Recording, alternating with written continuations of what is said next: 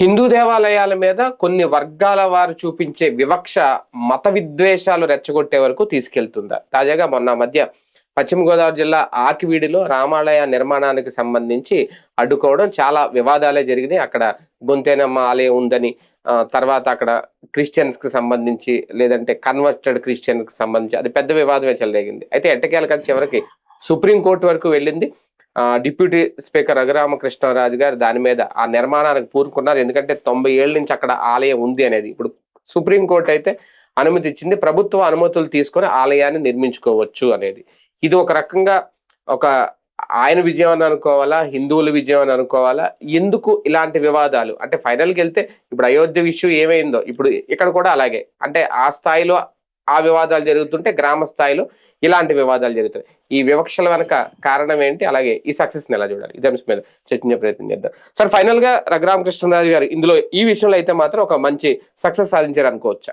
ఖచ్చితంగా. అంటే బేసిక్ గా హిందువులు మాట్లాడుతున్నారు, బాధపడుతున్నారు, ఆవేదన చెందుతున్నారు, కానీ ప్రత్యక్ష కార్యాచరణకి దిగే ఓపికలు తీరికలు లేవు. దాంతోనే గ్రామీణ ప్రాంతాల్లో జరుగుతున్నటువంటి సందర్భంలో ఈయన ఈ అంశంలో తను ఇనిషియేటివ్ తీసుకున్నాడు. ఒకటి, తన నియోజకవర్గానికి సంబంధించిన వాడు కావడం, రెండోది ఆయనకి సవాలు విసురుతా వార్త రాయడం. ముందు ఒక రకంగా ప్రెస్టేజ్ ప్రాబ్లం అయింది ఆయనకి. ఆ రోజున సాక్షి రాసిన వార్త ఏంటి, అదేమి ఈయన హయాంలో కట్టి ఈయన హయాంలో శిథిలమైంది కాదు. ఎప్పుడో కట్టున్న ఆలయం శిథిలావస్థకు చేరింది అంటే ఇంతకుముందు వైసీపీ గవర్నమెంటే కదా ఉంది. అప్పుడు ఎందుకు మరి దాన్ని బాగు చేయలేదు? చేయకపోగా ఇప్పుడు శ్రీరామనవమికి ఈ గుడిని ఎందుకు చేయలేదని రాసిందే సాక్షి. ఎమ్మెల్యే, లోకల్ ఎమ్మెల్యే అయ్యి ఉండేది. నేనేమో అక్కడ శాశ్వత ఎమ్మెల్యే ఏం కాదు పోనీ అనుకోవడానికి, కానీ ఆయన్ని టార్గెట్ చేయడానికి రాశారు. ఆ భగవంతుడు ఆయన చేత రాయించినట్టున్నాడు. రాయించేటప్పటికి రఘురామకృష్ణరాజు మామూలుగా తనకి పొగిడితే పట్టించుకోడు గాని తిడతే మాత్రం చాలా కసి ఉంటది. దాంతో తనకి నెగిటివ్ వార్త వచ్చిందంటే అందులో తప్పు ఉంటే సరి చేసుకుంటాడు. అది తప్పుగా తనని గనక దాంట్లోకి లాగుతుంటే ఫైటింగ్ బిగిన్ చేస్తాడు. ఆయన అట్లాగా పేపర్ చదవటం, చదివిన వెంటనే ఏదైతే తన టీంని, తను ఎక్కడ ఢిల్లీలో ఉన్నాడట, మీరు వెళ్ళి ఒకసారి చూసి రండి అదేందో అని చెప్పి పంపించాడు ఆయన దగ్గర మనుషుల్ని. వాళ్ళు వెళ్తే వీళ్ళు వాళ్ళని రానియకపోవడం లోపలికి. అప్పుడు తనే వచ్చాడు. వచ్చినప్పుడు వీళ్ళు దాంట్లో గొడవ చేస్తే, అదేంది అసలు రామాలయంలోకి వెళ్ళడానికి ఏంటి గొడవ అంటే, ఒకళ్ళేమో గొంతేనమ్మ టెంపుల్ అంటారు, మరి ఏదమ్మా అమ్మవారి దగ్గర అంటే లేదంటారు. అదేమంటే వాళ్ళు ఏం చెప్తారు, గొంతేనమ్మ అంటే అలంకారం తయారు చేసి ఆ పైన నిమజ్జనం చేసేస్తారు కాబట్టి ఉండదు అంటారు. మరి అప్పుడు ఇక్కడ రాముల వారిగా ఇది కనబడుతోంది, అక్కడే మిగతా పూజలన్నీ జరిగినటువంటి విగ్రహాలు కనబడుతున్నాయి కదా అంటే, అవన్నీ మామూలుగా గుడి కాబట్టి అట్లా పెడతా ఉంటారు అని చెప్పుకొచ్చారు. చుట్టుపక్కల ఉన్నటువంటి వాళ్ళందరూ అంటే ఊరికినే విగ్రహాలు పెట్టారు, ఇది గొంతేనమ్మదే అన్నారు. సరే, గొంతేనమ్మ అయితే గొంతేనమ్మదే ఏం చేద్దాం, ఆ విగ్రహాల వరకు నేను బాగు చేయిస్తాను, ఇదంతా క్లీన్ చేయిస్తానంటే చేయించడానికి వీల్లేదు. సరే, ఈయన దేవుడికి ఇదేస్తే మాలేస్తే తీసిసిరేశారు. మాల దేవుడి మెడలో నుంచి మాల తీసిసిరేశారు.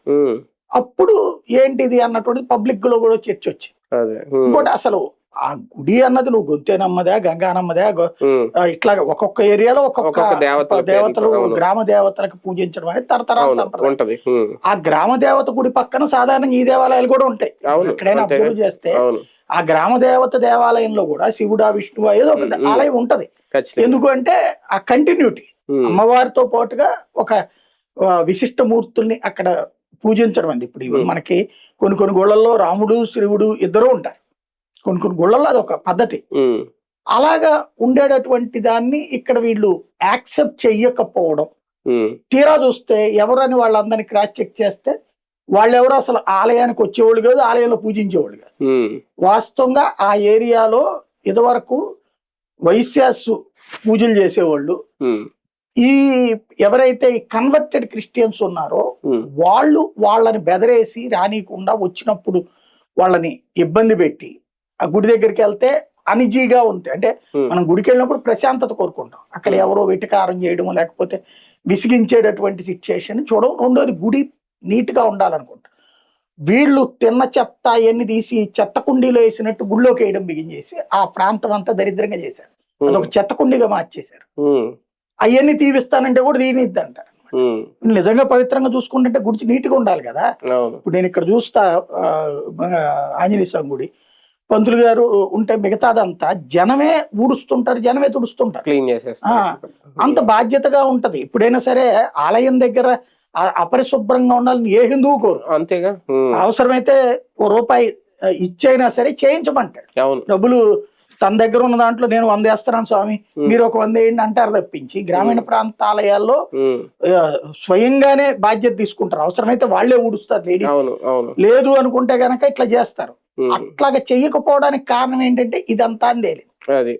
అప్పుడు ఈయన దాన్ని సరి చేయిస్తానంటే అసలు క్వశ్చనే లేదన్నారు. అక్కడ తేడా వచ్చిందనమాట. దానికి తోడు ఇక మత పెద్దలందరూ దిగిపోయేసి ఇది ఇంకా లెక్క తీస్తే అసలు బయటపడింది ఏంటి, ఈ గుడికి అక్కడే కోట్ల రూపాయల విలువైన ల్యాండ్ ఉంది ఈ పక్కనే, అది కబ్జా చేశారు. ఇది గెలికితే గనక అక్కడికి వస్తుందన్న ఉద్దేశంతో ఒక గొడవ. అది గవర్నమెంట్ ల్యాండ్ అనే ఒక చెప్పారు కానీ దేవుడి ల్యాండ్ అని చెప్పలే. ఇవన్నీ లెక్కకు వచ్చినాయి. అవి ఎప్పుడైతే రఘురామకృష్ణరాజు రైజ్ చేశాడు, రఘురామకృష్ణరాజుని కెలకడానికి ఏం చేశారు, ఆ భూమి మీద కన్నేసి ఈ గుడిని బాగు చేస్తున్నాడని మళ్ళీ దుష్ప్రచారం. ఆయన ఏం పట్టించుకోలేదు. హిందువులకు కూడా అర్థమైపోయింది వీళ్ళు మనలో మనకే చిచ్చు పెట్టి నాటకాలు ఆడుతున్నారు అన్నది అర్థమయ్యాక ఒక సిస్టమేటిక్ రూట్ లోకి వెళ్ళి దానికి అందరూ అసలు అతను విరాళాలకు పిలుపునిస్తే 70 లక్షల రూపాయల వరకు దాని కన్స్ట్రక్షన్ కి ఇదంతా కాస్ట్ అవుద్దని లెక్కేశారు పర్ఫెక్ట్ గా చేయడానికి. తీరా చూస్తే 1.5 అట్లాగే వచ్చేసింది. భారీ అమౌంట్ వచ్చేసి ఎవరు అక్కడికి జనం రాలా. జనం మామూలుగా వచ్చిన వాళ్ళు వచ్చారు రఘురామకృష్ణరాజు ఇదంతా ఆడావిడ బియ్యం చేశారు. కానీ క్యాష్ అక్కడ ఇవ్వడం కాదు, అకౌంట్ పెడితేనే బ్యాంక్ అకౌంట్ లో ఈ గూగుల్ పే వీటిలో పెట్టేటప్పుడు ఈ చక ఎగబడి వచ్చేసినాయి. కాబట్టి ఇంకా బాధ్యత పెరిగింది ఆయనకి. ఓ రకంగా చెప్పాలంటే మామూలుగా గుడి కట్టడం, ఒక లేబర్ ఏరియాలో గుడి కట్టడం, అక్కడ పూజ చేయడం ఇది ఒక ఆస్పెక్ట్. కానీ క్రైసిస్ వచ్చి సంక్షోభం సృష్టించినప్పుడు మనిషి నిలబడటం, ఇంకోటి ఓట్ల కోసం కాకుండా ఇతనికి పెద్ద సమస్య ఏంటి, ఇతను ఎలా రెచ్చగొట్టారు, నీకు ఇదిగో ఎస్సీ ఓట్లు కన్వర్టెడ్ వాళ్ళు కానీ ఎస్సీగానే ఉంటారు, వాళ్ళ ఓట్లు నీకు పడవు, నీ బతుకైపోయినట్టే ఇదంతా అన్నారు. చివరికి నీకు ఓట్లు వెయ్యరు, నీ పార్టీ సంగతి చూడు, తెలుగుదేశానికి కూడా సవాల్ చేశారు, మీరు అక్కడ కనుక అది గుడి కట్టిస్తే గనక ఇది అయిపోతుంది, మీకు ఎస్సీలు ఓట్లు వేయరని. మరి అదేందో గుడి కట్టిస్తే ఎస్సీలు ఓట్లు వేయకపోవడం ఏంది? ఎస్సీ అనేటటువంటి వాళ్ళు వాళ్ళకి పిల్ల పుట్టినప్పుడు బారసాలు చేసుకోరా, వాళ్ళకి శ్రీమంతం చేసుకోరా, ఇవన్నీ కన్వర్ట్ అయినప్పుడు పాస్టర్ గారు చేస్తారు. ఒరిజినల్ ఎస్సీ అయితే కనుక వాళ్ళ ఇంట్లో చేస్తారు కదా, పుట్టుకైనా చావైనా ఎవరైనా సరే. ఎస్సీ కాబట్టి చేయరని ఏమైనా ఉంటదా? ఎస్సీ అయినా చేస్తాం, మనందరం ఒకటే కదా. హిందువులు అందరూ అంతే, మతం మారితే అది వేరు, అన్ని మారిపోతాయి. ఈ మతం మారినోళ్ళు కులాన్ని అడ్డుపెట్టి చేసిన హడావిడిని ఈయన పట్టించుకోకుండా రివర్స్ అయ్యేటప్పుడు ఒక రకంగా రాజుగారు తీసుకున్న నిర్ణయం మంచిదే. ఇప్పుడు ఆ గుడి నిర్మించాలనుకోవడం ఇదంతా ఆయన నియోజకవర్గం కాబట్టి. కానీ ఇందులో మత వివాదాలు తీసుకొచ్చే ప్రయత్నం, ఇమీడియట్ గా దీని మీద ఒక పిటిషన్ వేయడం, సుప్రీంకోర్టు వరకు వెళ్ళడం, అంటే దీన్ని ఎందుకు రాజకీయం చేయాలనుకున్నారు? ఒక రాజకీయ పార్టీ కుట్ర అన్నా ఉందా ఇందులో? ఇందులో రాజకీయ కుట్ర అయితే లేదు. వీళ్ళు వైసీపీ అన్నారు కానీ నేనైతే ఆ కుట్ర అనుకో. అక్కడ ఉన్నటువంటి ఎవరైతే ఈ విషయం తర్వాతన ఇప్పుడైనా సరే క్రైస్తవ మత పెద్దలందరూ కూర్చోండి, ముస్లిం మత పెద్దలందరూ కూర్చోండి, హిందూ మత పెద్దల్ని కూర్చోబెట్టుకోండి, మీ ముగ్గురు కూర్చోండి ఆంధ్రాలో. ఇప్పుడు ప్రజల్లో చైతన్యం వచ్చిందన్నది గుర్తించండి. ఇప్పటిదాకా మీరు గ్రామీణ ప్రాంతాల్లో కన్వర్ట్ చేశారా, లేకపోతే గ్రామీణ ప్రాంతాల్లో గొడవ చేస్తున్నారా, ఇదంతా తగ్గించండి. చర్చి జోలికి ఒక హిందూ రాడు, హిందూ జోలికి మీరు రాకండి. మసీద్ జోలికి ఒక హిందూ రాడు, మీరు హిందూ జోలికి రాబాకండి. ముందు అసలు ఈ అన్రెస్ట్ క్రియేట్ చేస్తుంది కొంతమంది, అందరు పాస్టర్లు అని చెప్పండి, అందరూ అట్లాగా ఉండరు. కొంతమంది ఇప్పుడు ఒక అర్చకుడిని మనం ఎలా గౌరవిస్తాం, అతను చెప్పే మంత్రాలు, అతను చేసే పూజ, అలాగే పాస్టర్లో కూడా సబ్జెక్ట్ ఉండి చెప్పేటటువంటి వాళ్ళు గౌరవించారు. పెద్దగా సబ్జెక్ట్ లేకుండా ప్రార్థనల పేరుతో దశంభాగం పేరుతో డబ్బులు సంపాదించేటటువంటి వాళ్ళకి తమ ఉనికి కోసం ఎస్టాబ్లిష్ చేసుకోవడం కోసం హిందూ దేవుళ్ళని దూషిస్తున్నారు. ఏం బైబిల్లో హిందూ దేవుళ్ళని దూషించమని రాసేమన్నా ఉందా? ఏ బైబిల్లోనన్నా హిందూ దేవుళ్ళని దూషిస్తూ రాశాడా? మత మార్పిడిలో కూడా ఒక క్రిస్టియన్ వచ్చి హిందూ దగ్గరకు వచ్చి మతం మారండి అని కోరుతున్నారు తప్ప ఏ హిందువు వెళ్ళి క్రిస్టియన్ దగ్గరికి వెళ్ళి నువ్వు మా మతంలోకి రా అని ఏ మతం ఎవరు చేయరు. అదే చేయరు. హిందుత్వంలో పాప భీతి ఉంటుంది. అంటే తప్పు చేస్తే దేవుడు శిక్షిస్తాడు, నువ్వు ఆ దేవుడి దగ్గర క్షమాపణ కోరుకున్నా కూడా కొంత ఏమన్నా తగ్గిస్తదేమో ఆ ఇది తప్పించి నీ పాపం అనేటటువంటి తప్పేనయ్యా అంటోంది హిందూ ధర్మశాస్త్రం. వీళ్ళ దాంట్లో ఎట్లుంది, నువ్వు నా దేవుడి దగ్గరకు వచ్చేస్తే నువ్వు ఇప్పటిదాకా చేసిన పాపం అంతా క్లోజ్ అయిపోయి మళ్ళీ కొత్త అకౌంట్ ఓపెన్ చేసుకోవచ్చు అన్నట్టు స్వర్గప్రాప్తి కలుగుతుంది. ఇలాంటి వాటిని అక్కడ చెప్తున్నారు. అంతే చెబుతా నువ్వు ఒక హిందువు క్రిస్టియన్ ఇచ్చే కేక్ తింటాడు, ముస్లిం పెట్టే బిర్యానీ తింటాడు, అదేదో రంజాన్ అప్పుడు ఉంటది కదా హలీం అది తింటాడు. బట్ హిందూ ఇచ్చిన ప్రసాదం వీళ్ళు ఎందుకు తింటలా? అంటే ఎవరు ఇక్కడ ఓ రకంగా అంటరానితనంగా చూస్తున్నారు హిందుత్వాన్ని. ఈ దుర్మార్గాన్ని తగ్గించండి, అంతవరకు ఒక ఎత్తు. ఈ రెచ్చిపోయి కామెంట్లు చేసేవాళ్ళు ఇప్పుడు ఈ గుడి విషయంలో నోటికొచ్చిన కారు కూతలు కూసినటువంటి వాళ్ళు అందరూ కూడా మత పిచ్చగాళ్ళు, మతం మారిన మత పిచ్చగాళ్ళు, మతం మారిన మత పిచ్చగాళ్ళు, కులం పేరుతో బతుకుతున్నోళ్ళు, కులం పేరుతో మతం మారిన వాళ్ళు బతుకుతున్నటువంటి వాళ్ళు. వాళ్ళ విషయంలో చాలా పర్ఫెక్ట్ గా పోరాడాల్సి వచ్చింది. సమాజం ఓ రకంగా చెప్పాలంటే పోరాడి సాధించుకున్నటువంటి తొలి ఆలయం అనాలేము అంతే ఈ మధ్య కాలంలో. ఇక్కడ పోరాడి సాధించిన తొలి దేవాలయం అనుకోవాలి. ఆ స్థితికి తీసుకొచ్చినందుకు ఇక్కడ రాష్ట్రంలో 2 మంచి పరిణామాలు చోటు చేసుకున్నాయి. అది భగవంతుడి దయ వల్ల అన్నాడు. నెంబర్ 1 ఆ చింతాడ ఆనందో ఎవరో ఒక ఆయన తను పాస్టర్ అయ్యి ఉండి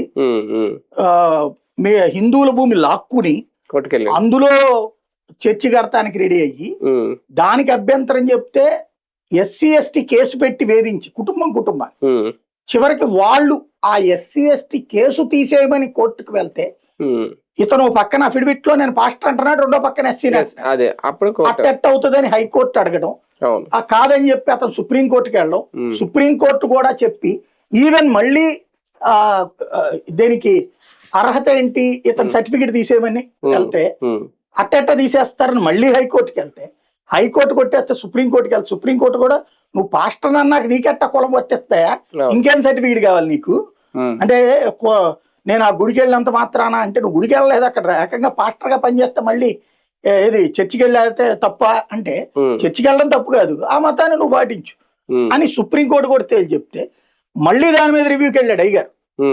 నిన్న మళ్ళీ సుప్రీంకోర్టు తీర్పు చెప్పింది ఏమని, మతం మారితే కులం వర్తించదు నీకు అని మరొకసారి చెప్పి హైకోర్టు చెప్పింది దాని మీద సుప్రీంకోర్టుకి వెళ్ళాడు. సుప్రీంకోర్టు మతం మారిన తర్వాత నీ కుల రిజర్వేషన్ వర్తించదని తేల్చి చెప్పేసి మొన్నటిసారి ఏంటి కులపరంగా ఎస్సీ ఎస్టీ కేసు పెట్టకూడదని, ఇప్పుడు కుల రిజర్వేషన్ వర్తించదని కూడా తేల్చి చెప్పేసి అది ఆయన. రెండవది ఈ అయ్యగారు ఏదైతే పదే ఏంటి ఫస్ట్ ఏమో గొంతేనమ్మాలయం ఆ తర్వాత ప్రభుత్వ భూమి అన్నారు. ప్రభుత్వ భూమిలోనే కదా గుడి కట్టేది, లేదా పర్మిషన్ ఇస్తేనే కదా కట్టేది. ఇంకోటి అక్కడ గుడి ఉందన్నటువంటి గుడే లేదని చెప్పారు వీళ్ళే ఇంతవరకు. పచ్చి మోసం చేయబోయింది ఏంటంటే సమాజాన్ని చదువుకున్నటువంటి మేధావులుగా చెప్పబడేటటువంటి వాళ్ళు మోసం చేద్దాం అనుకుంది ఏంటంటే గుడే లేదని. కళ్ళు ఎదురుకుండా గుడి కనిపిస్తుంటే గుడి లేదన్నారంటే వీళ్ళు మరి కళ్ళు ఉన్న గుడ్డి వాళ్ళు ఏంటో అర్థం కాలేదు. వీళ్ళ స్వస్థ సభల్లో అంటే ఇది ఇంకా ఒక అయోధ్య లాంటిది ఏళ్ల తరబడి దశాబ్దాల తరబడి కొనసాగింది కానీ ఒక రకంగా ఇక్కడ ఓకే దీన్ని కంపేర్ చేయాలి కదా, ఇక్కడ చాలా ఫాస్ట్ గా వచ్చింది, తీర్పు కూడా చాలా ఫాస్ట్ గా వచ్చింది. అంటే అది రఘురామకృష్ణరాజు గారు కూడా దీని మీద ఇమీడియట్ గా ఇనిషియేట్ తీసుకోవడం, అంటే హిందూ దేవాలయాల మీద రేపొద్దున ఇలాంటి ఏమైనా చేస్తే ఇది అవుతుందా, హెచ్చరిక అవుతుంది? రాష్ట్ర వ్యాప్తంగా అనేక చోట్లన హిందూ దేవాలయాలు కబ్జాకు గురవుతున్నాయి. హిందూ దేవాలయాలని ఏడుపిచ్చుకు తింటున్నారు కొత్త గుళ్ళు కట్టని పట్ల. చాలా జీర్ణ వ్యవస్థలో ఉన్నాయి, జీర్ణ వ్యవస్థలో ఉన్న వాటిని డెవలప్ చేసే విషయంలో కూడా ప్రభుత్వం చొరవ చూపించట్లేదు. నిజంగా ఇలాగ చేస్తే చాలా ఆలయాలు మళ్ళీ వస్తాయి. భక్తులే సిద్ధపడుతున్నారు కానీ ప్రభుత్వాలు ఇన్వాల్వ్ కావట్లేదు. రెండవది ఏంటయ్యా అంటే కొత్తగా గుళ్ళు దళిత వాళ్ళ కట్టనివ్వట్లేదు, ఏదో ఒక అబ్జెక్షన్ పెట్టి అడ్డుకుంటున్నారు. అదే కదా నేను అనేది. అందుకనే మాస్టర్లు అందరూ కూర్చోండి, నువ్వు నీ చర్చి సక్రమంగా ఉండాలని నా గుడిని సక్రమంగా ఉన్నాయి, నా గుడిని నువ్వు జరగొడితే నీ చర్చిని నేను జరగొడతాననేటువంటి స్టేజ్ తెచ్చుకోవద్దు. అంటే కన్ఫ్రంటేషన్ వద్దు. కన్ఫ్రంటేషన్ అనేటటువంటిది ఇప్పటిదాకా హిందూ అణచివేతకు గురయ్యాడు. ఆంధ్రలో కాదు దేశంలో హిందూ అణచివేతకు గురయ్యాడు. దశాబ్దాల తరబడి అణచివేతకు గురయ్యాడు, అవమానాలకు గురయ్యాడు, అవహేళనకు గురయ్యాడు. మీ మత ప్రచారంలో భాగంగా మా దేవుళ్ళని దూషించారు, మా దేవుళ్ళని తప్పుగా ప్రచారం చేశారు. ఇప్పుడే మారుతోంది హిందూ సమాజం, చైతన్యవంతమైంది, నిలదీయడం ప్రారంభించింది, ప్రశ్నించడం ప్రారంభించింది, తిరగబడడం ప్రారంభించే పరిస్థితి తెచ్చుకోదు. తిరగబడే పరిస్థితి ఎందుకు వస్తోంది? నువ్వు నన్ను తొక్కేద్దాం అనుకున్నప్పుడు, నాకు సంబంధించినటువంటి సిద్ధాంతాన్ని తొక్కేద్దాం అనుకున్నప్పుడు, నా దైవ ఆలోచనని తొక్కేద్దాం అనుకున్నప్పుడు, నా గుడి కట్టనీయను అనేటువంటి అర్హత నీకెక్కడది? ఎవడు నువ్వు అసలు? అంటే నీ చెప్పు చేతల్లో మేము ఉండాలా ఈ దేశంలో? ఈ ప్రశ్న ప్రతి చోట రావాలి, ప్రతి దళిత వాళ్ళ ఆలయం ఉండాలి. ఎందుకు అంటే అసలు ఈ ఆలయాల ఇష్యూ కూడా చర్చకి ఎందుకు వచ్చింది? మొన్న హైందవ పోరాట సమితి జరిగినప్పుడు ఎందుకు వచ్చిందంటే, నేను అప్పుడు కొంతమందితో మాట్లాడాక స్వామీజీలు వీళ్ళు చెప్పింది ఏంటంటే, ఈ ఆలయాలు కన్స్ట్రక్షన్ చేస్తున్న వాళ్ళతో నేను మాట్లాడాను. అప్పుడు వాళ్ళు చెప్పింది ఏంటంటే, వీళ్ళు సర్వే చేశారు ఎందుకు ఈ మతపరమైనటువంటి కన్వర్షన్ జరుగుతున్నాయి దళితవాడల్లో ఎస్పెషల్లీ అన్నటువంటి. వాళ్ళు చెప్పారు ఏంటయ్యా అంటే, మేము పుట్టినరోజు చేసుకుందాం అంటే, ఇప్పుడు బిడ్డ పుట్టాడు పారశాల చేసుకుందాం అంటే మా ఏరియాలో గుడి లేదు, పంతులు గారు లేరు, మేము ఎక్కడో పంతులు గారి దగ్గరికి వెళ్ళాలా? అదే పాస్టర్ గారు అయితే వెంటనే ఇంటికి వచ్చేస్తున్నాడు, వచ్చేసేసి నేను చేస్తానంటున్నాడు. ఎవరైతే ఏంది దేవుడే కదా మేము అనుకుంటున్నాము అంటే, అట్లా కాదు కదమ్మా, నువ్వు ఈ మతం కదా ఆ మతం అంటేను, ఇట్లా జరిగిన ఈ మత మార్పిళ్ళు. మీరు మా ఏరియాలో గుడి పెడితే మా పంతులు గారి దగ్గరకు ఉంటే, ఇప్పుడు అమ్మాయి పెద్ద మనిషి అయినప్పుడు చేసే ఫంక్షనా, పుట్టినరోజు ఫంక్షనా, బారసాల ఫంక్షనా, ఇట్లాంటి మా ఏరియాలో పెళ్లి చేసుకోవాలంటే అదే పాస్టర్ గారి దగ్గరికి వెళ్తే ఆయనే వచ్చేసి ఇంటి దగ్గరికి వచ్చి చేసేస్తాడు. ఇక్కడ లేదు అంటే పంతులు గారు కూడా ఇలాగ వస్తున్నారు కదా అంటేను, దొరకట్లేదా మా ఏరియాలో పంతులు గారు లేరు అన్నప్పుడు, గుడి ఉంటే పంతులు గారు వస్తారు. ఇక్కడ ఇంకోటి పంతులు గారులే తగ్గిపోతున్నారు ఇప్పుడు. ఎందుకంటే ఏ అర్చకుడి కొడుకులు అర్చకత్వం చేయాలనుకోవట్లేదు, అర్చకుల కూతుళ్ళు అర్చకత్వం చేయాలనుకోవట్లేదు. వీటి ఇంపాక్ట్ ఏమైపోయిందంటే, ఆలయాలకు సంబంధించి ఇప్పుడు 3-4 ఆలయాలు ఒక్కొక్క పంతులు గారి చూసుకోవాల్సి వస్తుంది. అక్కడో 2 గంటలు, అక్కడ ఒక 2 గంటలు. వాళ్ళకి జీవన వృత్తి సరిపోవట్లేదు. వీళ్ళు పబ్లిక్ వేసే 10 రూపాయలతో వాళ్ళు ఎక్కడ సర్వ్ అవుతుంది? గవర్నమెంట్ ఏమో 5,000 రూపాయలు ఇచ్చేసి దాంతో బతికే ఇల్లంతా అంటే ఎట్ట బతుకుతారు ఈ రోజుల్లో ఉన్నటువంటి సిచ్యువేషన్ లో? కాబట్టి దొరకట్లా. దాంతో ఈ కులాల్లో ఇప్పుడు ఫర్ ఎగ్జాంపుల్ ఎక్కడైతే వీళ్ళు గుడి కట్టారో ఆ ప్రాంతంలో ఉన్నట్టు మత్స్యకారుల, రజకుల, లేకపోతే ఏ కులం అయితే ఆ కులంలో వాళ్ళకి కొంతమందికి తిరుపతిలో శ్వేత అని ఉంటది భవనం, అక్కడ ట్రైనింగ్ ఇస్తారు అన్ని కులాల వాళ్ళకి కూడా. పూజలు ఎలా చెయ్యాలి, అభిషేకాలు ఎట్లా చేయాలి, అలంకారాలు ఎలా చేయాలి అన్నది. ఆ తర్వాత వెళ్ళి వాళ్ళే అక్కడ త్రికరణ శుద్ధితో పూజ చేసుకుంటూ ఆ ఆలయాలు నడపాలి. ఇది ఫార్ములా. ఇది అంతా సిద్ధంగా ఉంది, అంతా నడుస్తోంది, అవి పెరుగుతున్నాయి. ఇది తట్టుకోలేకపోతున్నారు. చిన్నజీయర్ లాంటి ఆశ్రమాల్లో కూడా దళితులకు అర్చక శిక్షణలు ఇస్తున్నారంట. చాలా మంది స్వామీజీలు ఇప్పుడు చాలా వరకు ఈ కులాలకు అతీతంగా ఎవరినైనా, ఫస్ట్ తిరుమల తిరుపతి దేవస్థానం మొదలు పెట్టింది. దాంట్లో అన్ని కులాలకి గిరిజన పూజారులను చూశాను నేనే స్టోరీలు చేశాను, మత్స్యకారులకు సంబంధించి ఇట్లా. ఇప్పుడు అది ఇంకా బాగా పెరుగుతోంది అనమాట. మొత్తానికి రఘురామకృష్ణరాజు గారు పట్టుదలతో అయితే సాధించారనుకోవాలి దీన్ని ఖచ్చితంగా. రైట్, ఇది క్రెడిట్ అయితే ఖచ్చితంగా రఘురామకృష్ణరాజు గారికి వెళ్తుంది. కాకపోతే దీన్ని త్వరగా పూర్తి చేస్తానంటున్నారు. ప్రస్తుతం వేరే శిలలకు సంబంధించి ఏదో హడావిడిలో ఉన్నారు. అది అవగానే ఈ గుడి నిర్మాణం కూడా పూర్తి చేసి దాన్ని మళ్ళీ లైమ్ లైట్ లో పెట్టే ప్రయత్నం అయితే చేస్తారు. చూద్దాం ఏం జరుగుతుంది.